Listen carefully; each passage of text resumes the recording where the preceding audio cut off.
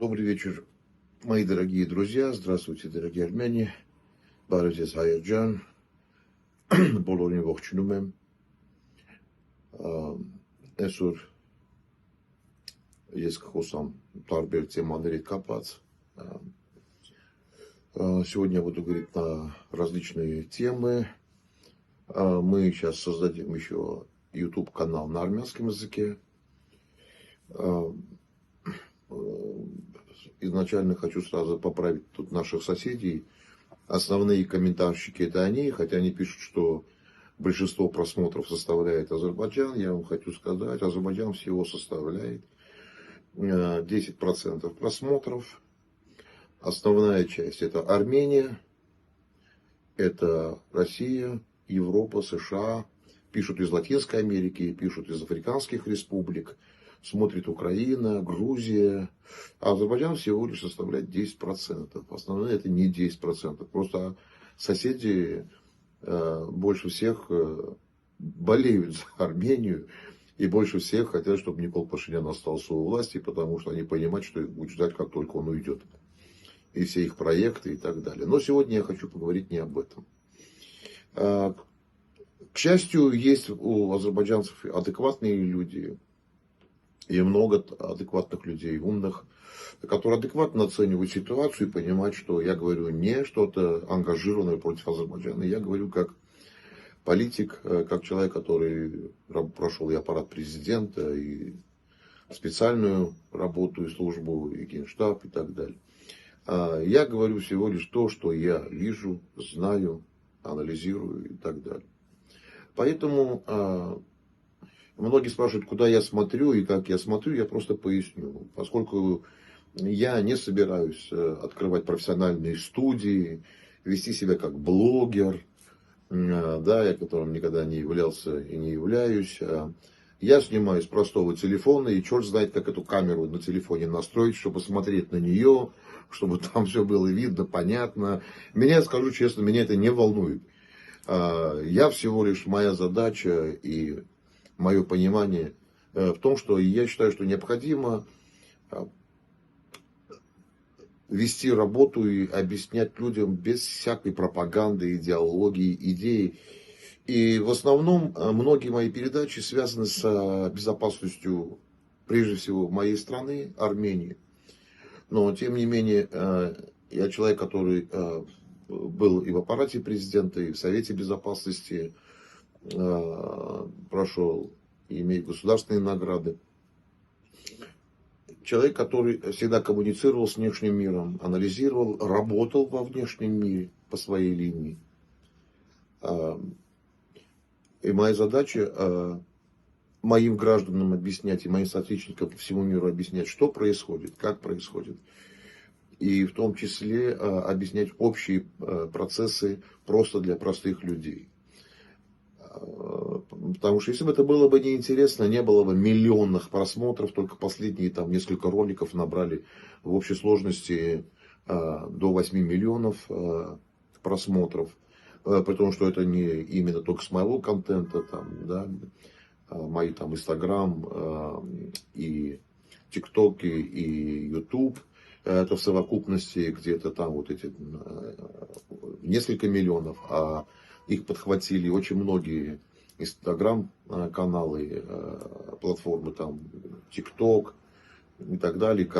И у каждого просмотре 200, 300 тысяч, миллион, 1,5 миллиона, 1,6 миллиона. И это выходит. Если это было бы все не актуально, но не могут же быть 1,5 миллиона дураками, да? Вот. Хотя у наших соседей им что не говоришь, у них все, они все знают, они там, у них только смайлики с улыбкой стоят. Меня эта аудитория не интересует, но просто она самая активная в плане писанины, идиотизма, да. Хотя, повторяю, в Азербайджане есть адекватные люди и понимающие, и не все так, как они там вот пишут, что у них в государстве все хорошо. Мы отдельную тему посвятим Азербайджану, раскроем некоторые детали, какие корпорации, в чем завязаны, в чем замешаны. Это будет достаточно серьезный такой выпуск. Мы сейчас готовим, мы готовим не только материалы, а фактологически будем говорить о вещах, которые, возможно, взорвутся. и сам Азербайджан в плане того, что их население будет знать. И тут вопрос не в подрывной деятельности Азербайджана, а вопрос в том, чтобы они понимали, что это не идеальная страна, далеко не идеальная. Очень много настроенных людей, это сотни тысяч людей, азербайджанцев, и, может быть, миллионы, настроены оппозиционно по отношению к своему правительству, да, и так далее. Поэтому я сейчас не собираюсь посвящать мою речь, мое выступление Азербайджану. Мы сейчас поговорим о катастрофе, которая надвигается на регион. Я не специалист физик-ядерщик, но у меня есть и родственники, очень достаточно серьезные специалисты, близкие родственники. У меня есть друзья физики, я изучаю эти вопросы. И не обязательно мне как политику быть там глубоко входить там, в такие вещи, как ядерная энергетика. Да? Ни один президент всеми вопросами не обладает, там, или премьер-министр, или любой политик. Есть команда, есть люди, с кем ты говоришь, консультируешься, есть открытые материалы, исследования, исследовательские работы. И нужно просто этим заниматься, вникать и понимать, что происходит. И я буду сегодня ссылаться на многие вопросы, которые происходят в мире, которые вы можете сами исследовать, изучить и понять, о чем я говорю. Буду я тут и некоторые выдержки читать, и называть конкретные институты, государственные, академические. Итак, приезд Венса в Армению. Я не против, наоборот, за, чтобы Армении был какой-нибудь серьезный, хороший союзник, мощный, был бы ядерный зонтик. Там, когда Азербайджан кричит, вы там боитесь, вы на русских надеетесь, извините, идите, почитайте свою Шишинскую декларацию и поймете, кто ваш папа. Без Турции и поддержки Пакистана Азербайджан себе ничего не представляет в военном плане, абсолютно ничего. Поэтому, когда вы говорите, что у вас нет союзника, вас никто не поддерживает, и вы сами с усами, почитайте свою Шишинскую декларацию, и каждый раз, что вы говорите, и да и кто в 2020 году был на вашей стороне, именно на поле боя в том числе. Ладно, сейчас вопрос не про них. Итак, приезд вице-президента США Венса. С одной стороны, это хорошо, что американцы обращают внимание на регион. Вроде все, на первый взгляд, все хорошо. Я прежде всего, вот сейчас, обращаюсь к армянской аудитории. К армянской аудитории. Хотя это напрямую затронет и Азербайджан, и Грузию, и Иран, и Турцию. Они пусть сами думают, что им дальше делать, как на это реагировать, если, конечно, все они не стали окончательными рабами Вашингтона. Коим я становиться не собираюсь. Я за хорошие отношения, возможно, за очень глубокие отношения с Соединенными Штатами. И даже Россия не отреагировала. Россия все, она просто слилась, ее нету, она просто испарилась. Хотя этот вопрос она должна была поднять. Но мы вернемся к этому позже. Итак, приезд Венса. Манипуляции Венса и основные их стратегические цели и задачи в отношении Армении. Еще раз говорю, поскольку армянское правительство профнепригодно, профнепригодно означает профессионально непригодное ни по одному направлению, или не национально ориентированное правительство, она идет на смертоносные предложения и принимает их, которые предлагают Соединенные Штаты. Итак, начинаем. Да? Я обращусь к некоторым материалам, которые сегодня уже идут. И в части связано с проектом малых модульных реакторов. Далее мы их будем называть ММР. Чтобы было понятно. Это малые модульные реакторы, это мини так называемые атомные станции. Атомные электростанции. Значит, итак, мы смотрим. Поскольку Венс только уехал, значит, итак, мы смотрим, что это такое. Значит, они с Пашиняном подписали совместное заявление о завершении переговоров по соглашению 123, который юридически позволяет США поставлять Армении ядерные технологии и оборудование. Прекрасно. Вроде все хорошо. Идем дальше. Основные детали предложения. Сумма сделки. Венс анонсировал общие инвестиции в размере 9 миллиардов долларов. Из них около 5 миллиардов долларов пойдут на начальный американский экспорт, строительство реакторов. Мы вернемся сейчас к реакторам. А 4 миллиарда на долгосрочное обслуживание и поставки топлива. Итак, тип реактора. Речь идет минимум и именно о малых модульных реакторах ММР, которые должны будут заменить устаревшую якобы Метсаморскую АЭС, хотя она является одной из самых безопасных. Так вот, значит,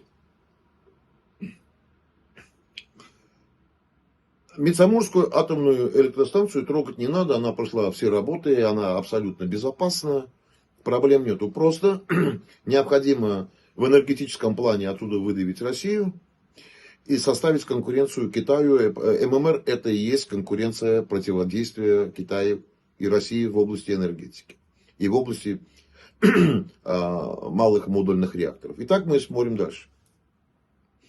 Венс подчеркнул, что этот шаг направлен на диверсификацию энергетического проекта, энергетического партнерства Армении и укрепление ее независимости. Прекрасно, согласен. Партнерство, независимость, укрепление Армении. Великолепно. Идем дальше. Значит, мы считаем, что США используют Армению как полигон для обкатки технологий ММР, поскольку, смотрите, я вот вам говорю ключевое, в самих Соединенных Штатах Америки на данный момент нет ни одного полностью введенного в коммерческую эксплуатацию реактора такого типа.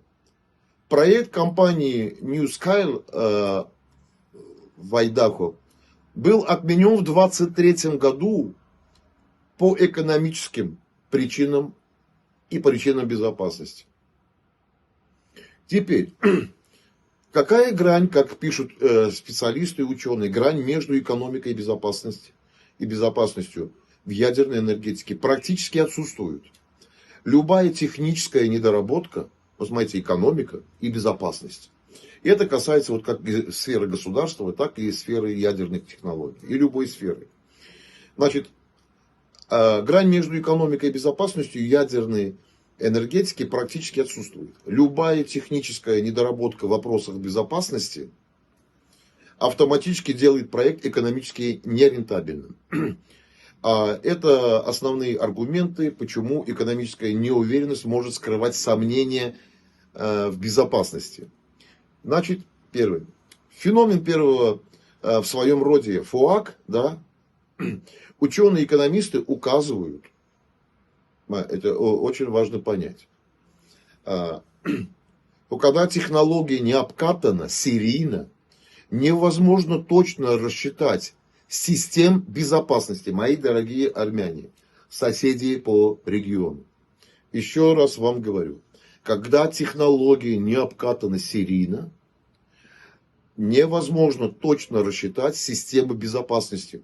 В США проект компании NuScale, который рассматривается для Армении, был закрыт в 2023 году. Именно потому, что цена за мегаватт-часов выросла из 58 долларов до 89 долларов. Критики считают, что этот рост цены вызван в том числе необходимостью бесконечных доработок системы защиты.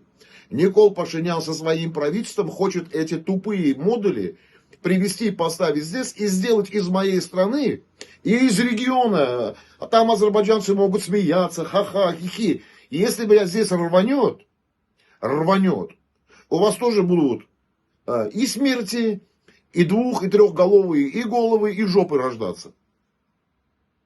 Понимаете? Для некоторых, может, трижопное рождение, может быть, это и счастье. А 3 головы, когда у человека, ума не дает. Иногда одной достаточно. Так вот, еще раз хочу сказать.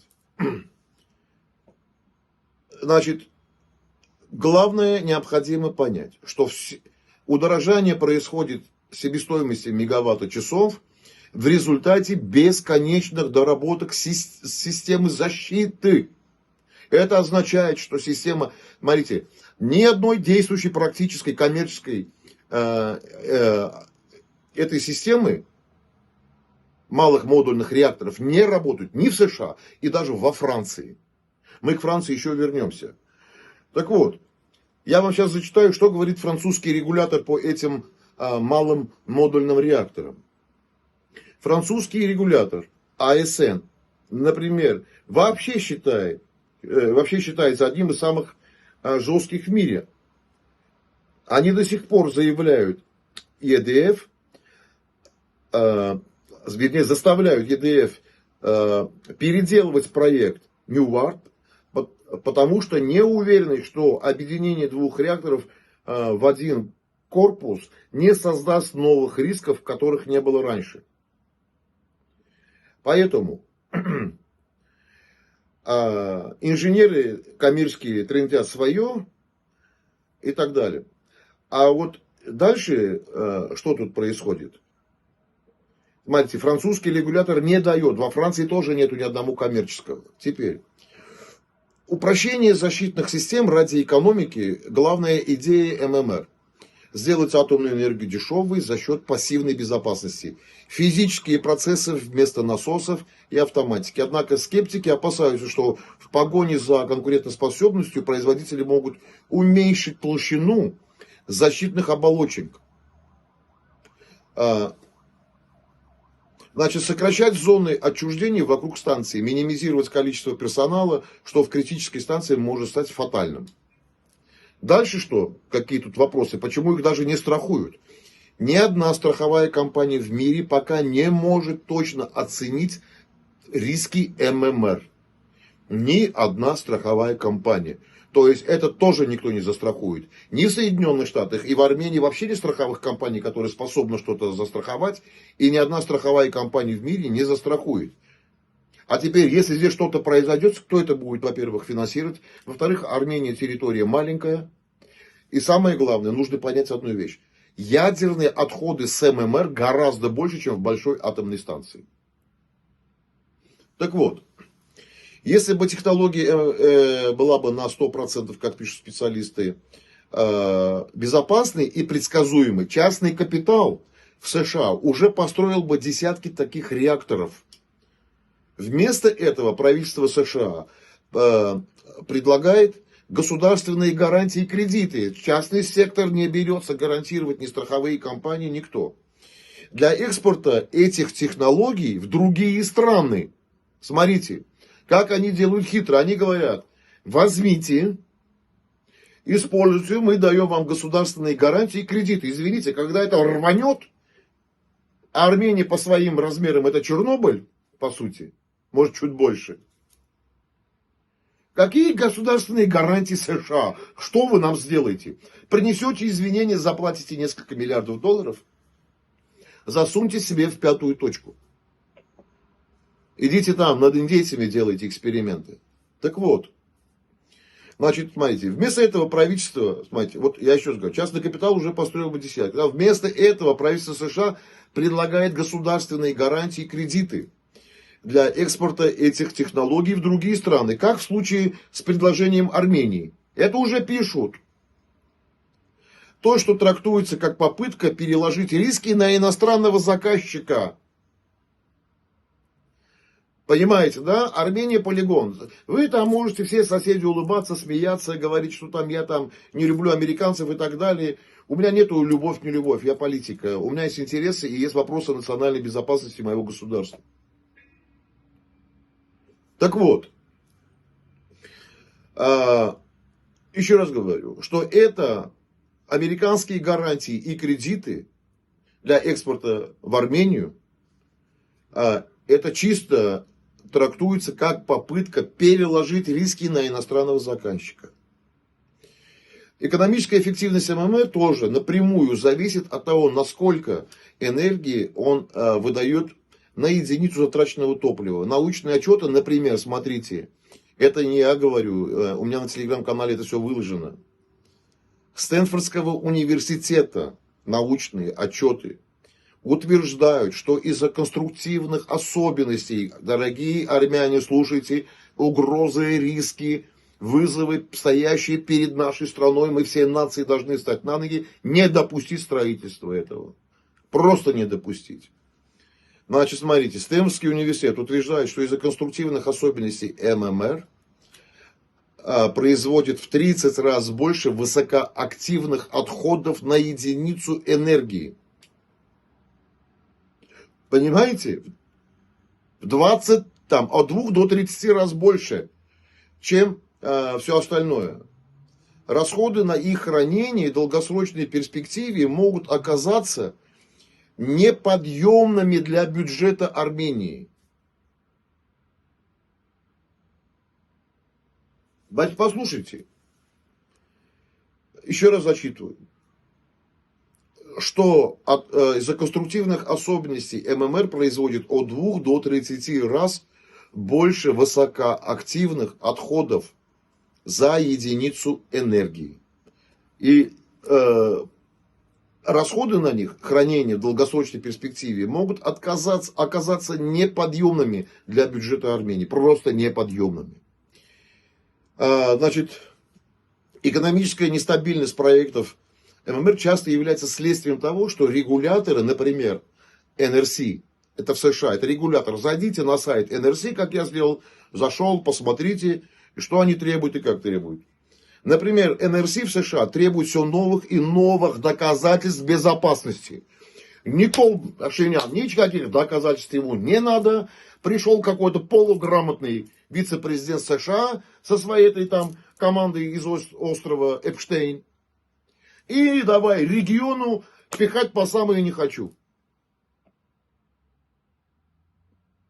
Это не только наши риски. Благодаря вот этих азербайджанцев, любите этого Пашиняна, заберите к себе, никаких вопросов вообще нету. Благодаря безграмотности этого правительства, алчности, рабоподчинения Трампу и так далее, регион в такой риск войдет. Вы там потом эти смеющиеся файлики, смайлики и ваши долбоебские комментарии писать перестанете.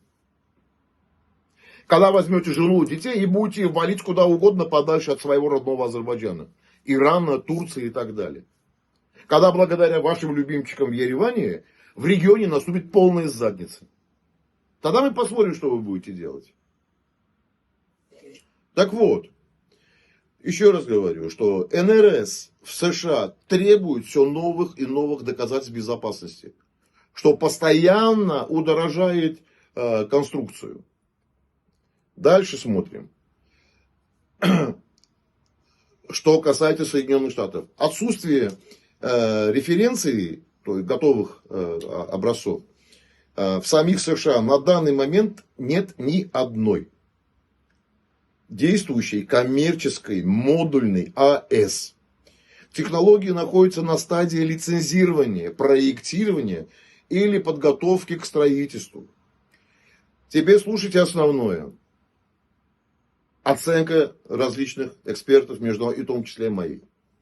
Предлагая их другим странам, были предложения Армении, Казахстану, Румынии и другим странам, США фактически ищут площадки для обкатки своих новых технологий. Я вам обращаюсь ко всему и региону, и моему государству, и нации. Все 3 миллиона армян должны встать на ноги. Во-первых, потребовать их отставки. Это вполне конституционное требование, так как они такими соглашениями представляют угрозу национальной безопасности нашей страны и региона. А вот смотрите, сейчас скажу непопулярную вещь, но правильную и объективную с точки зрения политики. Иран, Турция, Азербайджан, Россия, которая, я не знаю, свою голову засунула в песок, как страус, лишь бы Трампа сейчас не обидеть. И так вам говорю.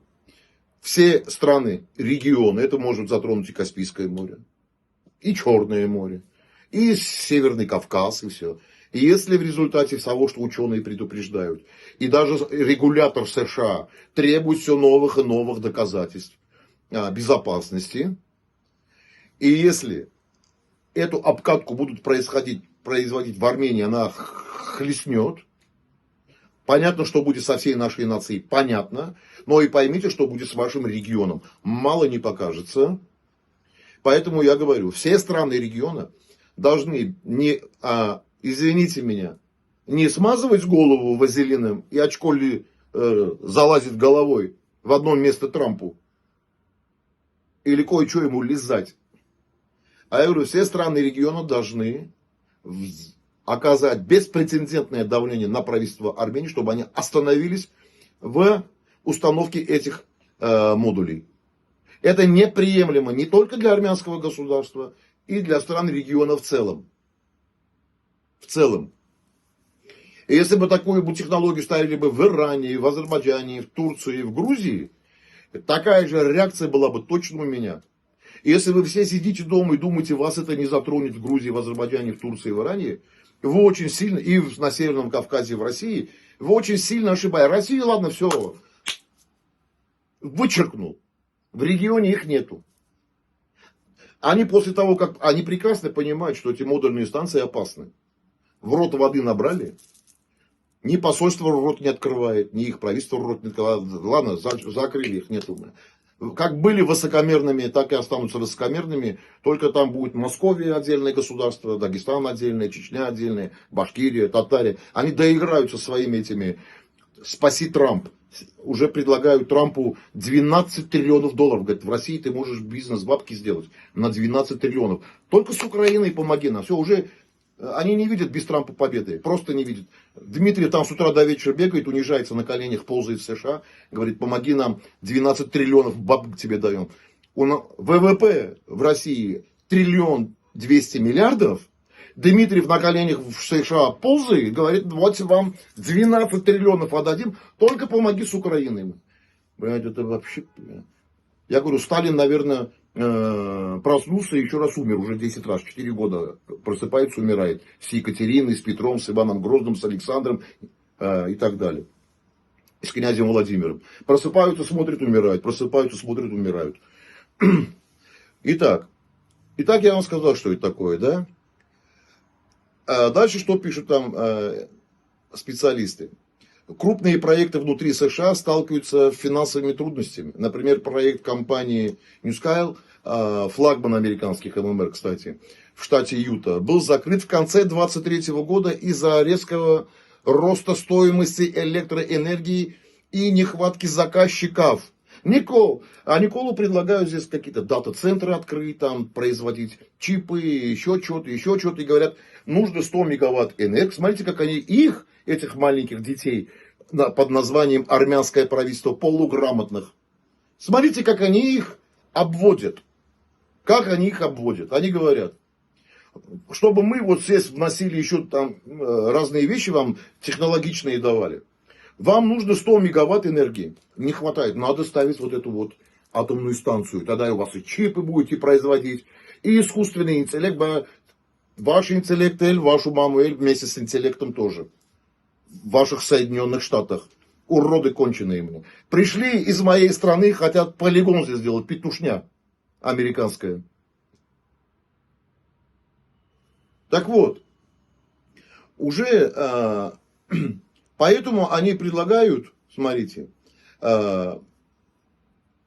инвесторы США часто предпочитают более дешевый природный газ или возобновляемые источники, нежели их ММР. В Америке не хотят никто этим заниматься.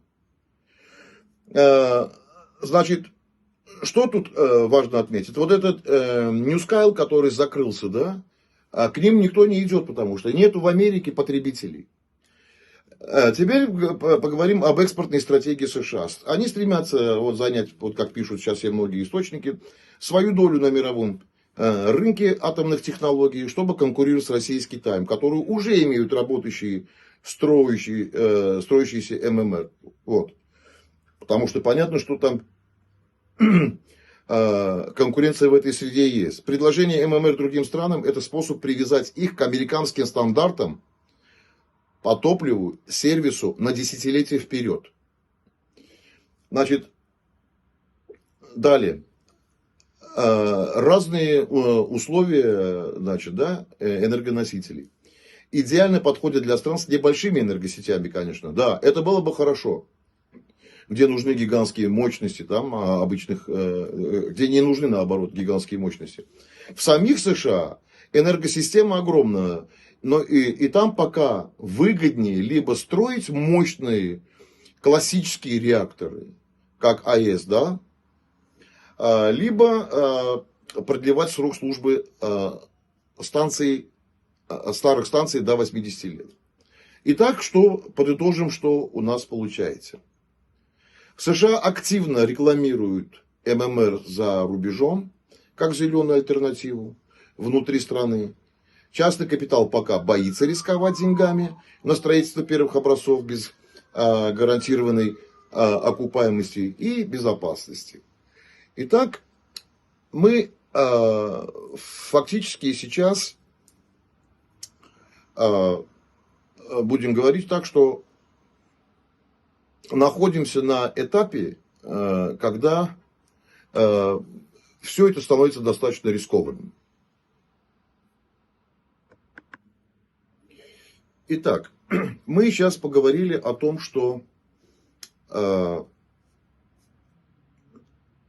связано с ММР. Да? Что это опасность, большая опасность для всего региона. Итак, значит, дальше что говорит Венс? Соединенные Штаты поставят на 11 миллионов долларов разведывательный беспилотный аппарат, летательный аппарат. V-BAT имеет различную модификацию, их стоимость от 500 тысяч до 700 тысяч. Есть разные. Есть стоимости миллионы и так далее. Но самая минимальная стоимость это от 500 тысяч до 700 тысяч. Например, Румыния недавно закупила V-BAT. 4 штуки им обошлись 15 миллионов. 15 миллионов долларов. Итак, на 11 миллионов долларов, что говорит Венс? Конечно, очень важно для достижения мира создать одинаковый военный баланс между странами. Послушай, на 11 миллионов, даже если мы берем самую минимальную стоимость этого беспилотника, послушай, ты реально думаешь, что в этом регионе там, да, индейцы живут? Когда ты ему отдал там, я не знаю, что там ему отдали, там, бляшку от ковбойского ремня отдали, они вам 3 килограмма золота приносили. Да, или там резиновую обувь отдал, индейец вам там, тонну золота принес, или еще чего-то. Значит, здесь это вам не резервация, не вестерн, не прерии и так далее. И апачи здесь в регионе не живут.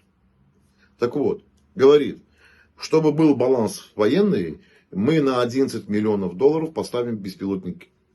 На 11 миллионов максимум, что мы купим, это 22 БПЛА. V-BAT. Значит, реально ты говоришь, что на 11 миллионов это что за идиотизм? Вы считаете, что реально мы ничего в военном деле не соображаем, вы в Америке самые умные, да? Значит, 22 беспилотника баланс не ломают. Во-первых, нам не нужны дальние разведчики. Дальние. 22 штуки, что мы их сделаем с 22 штуками?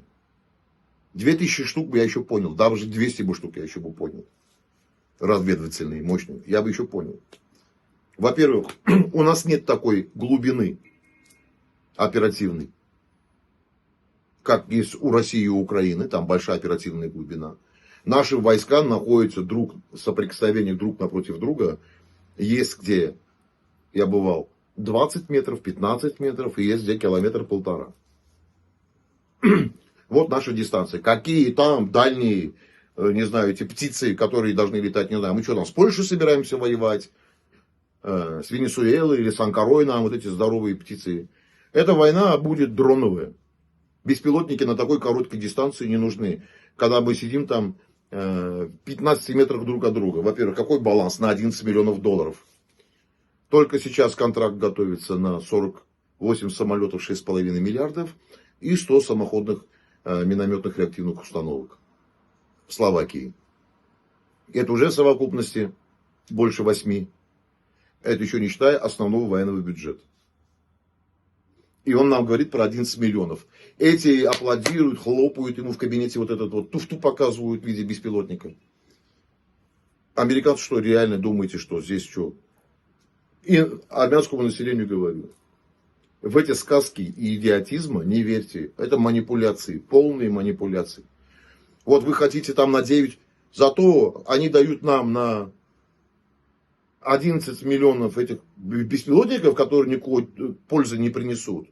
Но на 9 миллиардов финансируют нас и делают из нас подопытных кроликов. Я еще раз говорю, этот проект, который хочет подписать Армения, эти модули не существуют ни во Франции, ни в одной стране западного мира. Ни в одной стране эти модули не существуют. Это Армению превращают в полигон. Я хочу сказать армянскому народу, все 3 миллиона, вы в июне или раньше, или позже, мы свое слово должны сказать. Больше это то, что происходит, мы терпеть не можем. Все массово должны голосовать против них на выборах. Кстати, это наше конституционное право завтра выйти на митинги, всей нации потребовать их отставки. Это наше конституционное право, здесь нет никакого нарушения. Как Никол Пашинян сделал, вот смотрите, их дорога, скорее всего, такая. Какой дорогой они пришли в 2018 году, такой дорогой они должны уйти от власти. То, что сейчас они делают, это достаточно опасно и достаточно крайне ставить нас в уязвимое положение внутри собственной страны. Американцы не имеют этих модулей у себя на территории. Франция не имеет. Ни одна страна западного мира их не имеет. И даже американцы не хотят вкладывать туда деньги. Американские, французские регуляторы не уверены в их безопасности. И каждый раз требуют, докажите. Поскольку нету нигде не было нигде долгосрочной эксплуатации коммерческой, никто нам ничего доказать не может. И поэтому я еще раз призываю Никола Пашиняна, подай в отставку, уйди, мы страну построим и выйдем из этого. Уйдите все, Ален Сибанян, Арат Мирзаян, Армен Григорян, все вы, детский сад, уходите с этой страны, иначе при вас эта страна превратится в руины. Вы не имеете права быть у власти. Вот то, что вы подписываете с Венсом, эти соглашения, это говорит о том, что вы ничего не соображаете ни в этой сфере, ни в какой. Вы просто делаете то, что вам говорят. А Венсу хочу сказать, послушай. И мы это все сделаем еще и на английском языке, скажем тебе. И мы в Америке поднимем этот вопрос, что ты из Армении хочешь сделать полигон ядерный в интересах своих петушиных, крысиных американских интересов. И мы тебя за эти проекты, крыса, объявим военным преступником. Венс военный преступник, он хочет из Армении сделать полигон. Полигон, который уничтожит, поставить под угрозу весь регион. Еще раз говорю, действующая администрация президента Трампа антиармянская, античеловеческая, и это военные преступники. На этом все.